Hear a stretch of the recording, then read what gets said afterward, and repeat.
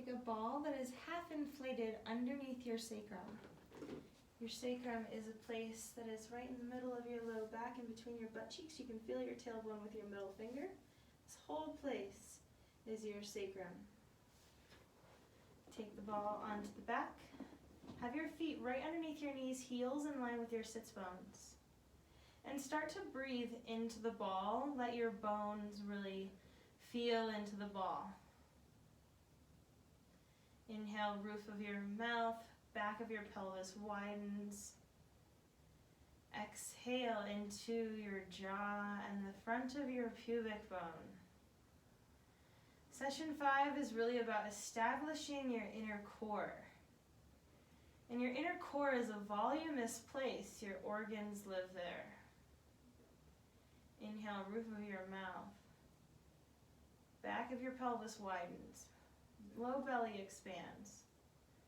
Exhale into your pubic bone and pause.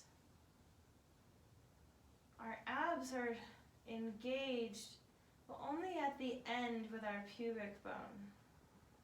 It's a soft pull from the behind belly button space in front of your spine.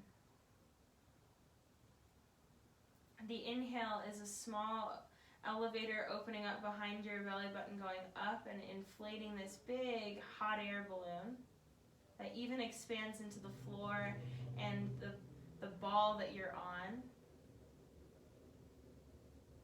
And as you exhale, it goes into your pubic bone and you can pause, giving you a sense of how big this container, this core space really is, so that your legs and your head can shoot out in opposite directions in your 10 series. Your core is a middle space so that you can center and orient around to then extend your arms and legs with and through. 3 more breaths, just going with an inhale to the roof of your mouth, inhale back of your pelvis, exhale into your teeth in your lower jaw, letting the front fascia soften, and then the exhale comes into the pubic bone. It's the last thing. You can really take your time with this. Take 3 more breaths on your own, noticing how the ribs can extend into the floor, into the ball. Exhale, the top of the feet can even soften into the carpet, into the floor, into your socks, into your skin. 1 more breath.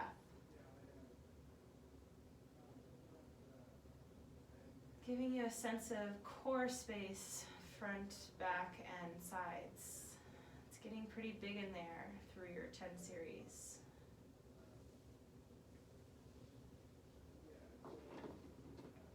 Come out and take your ball away. Your psoas goes from the front of your spine to the inside of your leg.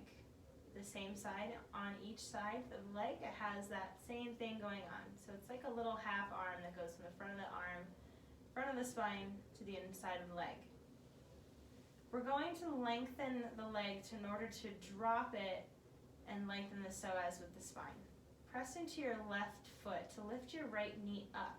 So you're just pressing into the foot to lift it up. Your abs should not be engaged. Your left butt cheek should be pretty squishy, so touch it and just pat it.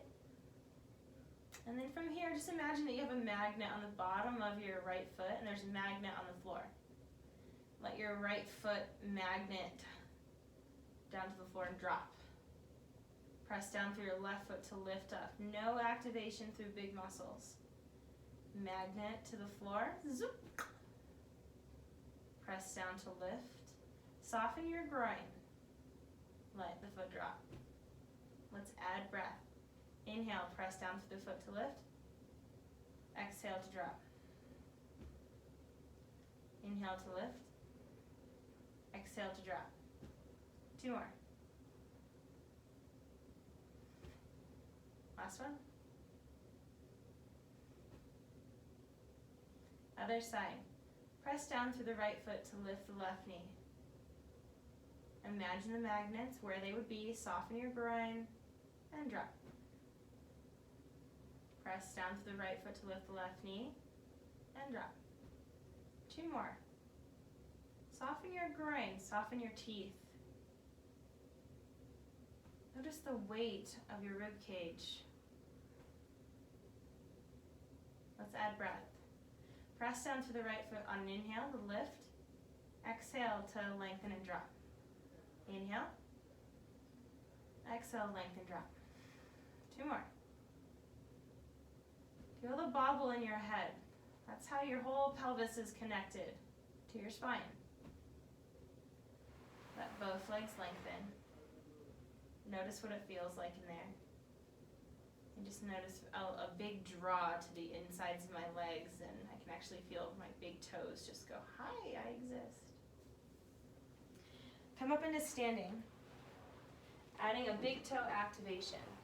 In session 5, not only do we have a container that we're creating, but also the connection through the foot from session 4, which the inner leg did exist there. So we're really going to be pushing through the big toe just for a little bit, just to get that, aha, I can do this in walking. Our toe has a finishing effect on our psoas. It's called our toe-as relationship. Take your foot behind you, just pick a leg. That back foot back behind you, bend the shin. Come onto your big toe on the back. And notice by pushing through the toe, what happens to the chest and the bottom of the chin. And come out of that. Just notice now this time what happens if you push with just like your 3rd and 4th toe. I don't really get as far. It's like,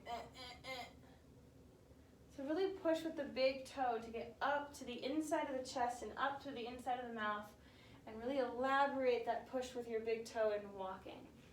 Other side. Push with your big toe.